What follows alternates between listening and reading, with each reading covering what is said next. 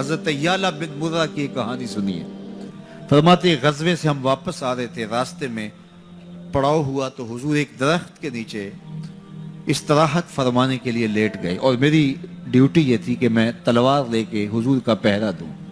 میں کھڑا ہو گیا, باقی لوگ بھی سو گئے, تو میں نے ایک منظر دیکھا کہ دور صحرا میں ایک درخت تھا جو ہلنے لگا.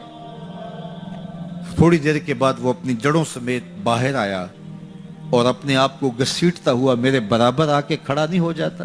تھوڑی دیر کے بعد وہ واپس وہاں جاتا ہے اور جہاں سے اکھڑا تھا وہاں جا کے دوبارہ نصب ہو جاتا ہے. میرے لیے بڑے اچنبھے کی بات تھی, لیکن میرے پاس کوئی تھا ہی نہیں کہ جس سے میں بات کر سکوں. حضور تھے تو استراحت فرما رہے تھے اور میں حضور کے آرام میں خلل نہیں ڈالنا چاہتا تھا. خیر حضور بیدار ہوئے تو میں نے سلام عرض کرنے کے بعد جو پہلی بات کہی وہ یہی تھی. میں نے کہا حضور وہ جو سامنے درخت ہے تھوڑی دیر پہلے وہ اپنی جگہ سے اکھڑا تھا, شاخوں کے بل اپنے آپ کو گھسیٹتا ہوا یہاں پہنچا, پھر میرے برابر آ کے کھڑا ہو گیا, پھر تھوڑی دیر کے بعد واپس وہاں جا کے نصب ہو گیا. یہ جب کہانی سنائی تو میرے حضور نے تعجب نہیں کیا, اچھا کیسے ہوا, کیسے آیا, کتنا وقت لگا, کتنی دیر ہوئی, کوئی سوال نہیں کیا, بلکہ فرما حاذہ شجرۃ استاذنت ربھا. فرما یعلا بن مرہ یہ درخت ہے, اس نے رب سے اجازت چاہی تھی کہ مالک تیرا محبوب نیڑے آیا ہے, سلام نہ کر رہا ہوں. فآذن لہا, اللہ نے اس کو اذن دے دیا تھا, یہ مجھے سلام کرنے کے لیے آیا تھا. درختوں کے کلیجے بھی تڑپتے ہیں کہ حضور کو سلام کیا جائے. وہ کہانی تو آپ نہیں بھول سکتے جب ایک عربی نے کہا کہ حضور میں آپ کو نبی تب مانوں گا اگر وہ درخت آپ کی نبوت کی گواہی دے گا, آپ اگر اس کو بلائیں گے. تو میرے حضور فرماتے ہیں میں نے کیا بلانا, جا کے تو ہی کہہ دے تجھے اللہ کا رسول بلا رہا ہے.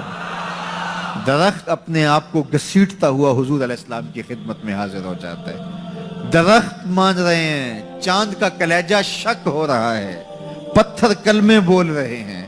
حضور کے عشق میں کائنات کے ایک ایک ذرے کا دل دھڑک رہا ہے.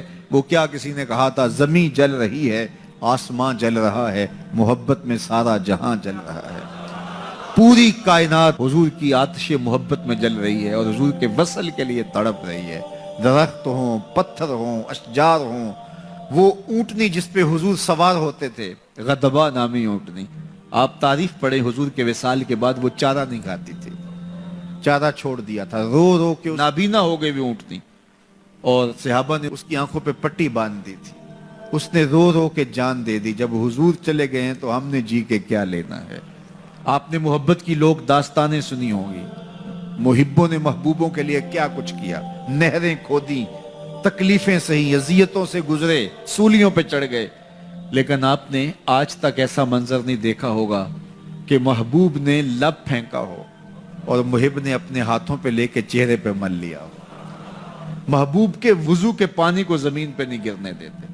عروہ بن مسعود صلح حدیبیہ کے موقع پر واپس جب گیا تو اس نے قریش مکہ کو جا کے کہا میں تمہاری جانب سے سفیر بن کے بڑے بڑے بادشاہوں کے درباروں میں گیا ہوں, واللہ اصحاب محمد کو جو میں نے محمد صلی اللہ علیہ وسلم کی تعظیم کرتے ہوئے دیکھا ہے, واللہ آج تک کسی بادشاہ کی بھی وہ تعظیم ہوتے ہوئے نہیں دیکھی.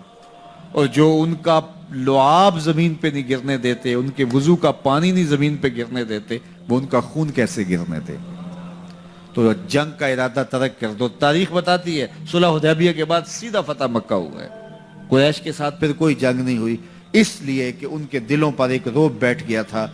جب امت نبی کی تعظیم اور تکریم بجا لاتی ہے تو بتائیے کہ پھر اس امت کو تسخیر کیا جا سکتا ہے, وہ ناقابل تسخیر. جب امت اپنے نبی کی تعظیم نہ کر سکے تو پھر اس کو جس طرح چاہو جو ہے وہ مسخر کر لو, وہ ایک بھوسا ہوتا ہے, اس کے علاوہ کچھ نہیں ہوتا.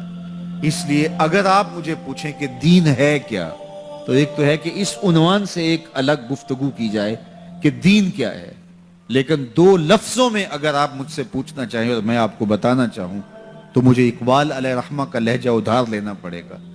انہوں نے کہا دین سراپا سوختن اندر طلب, انتہائش عشق آغازش ادب.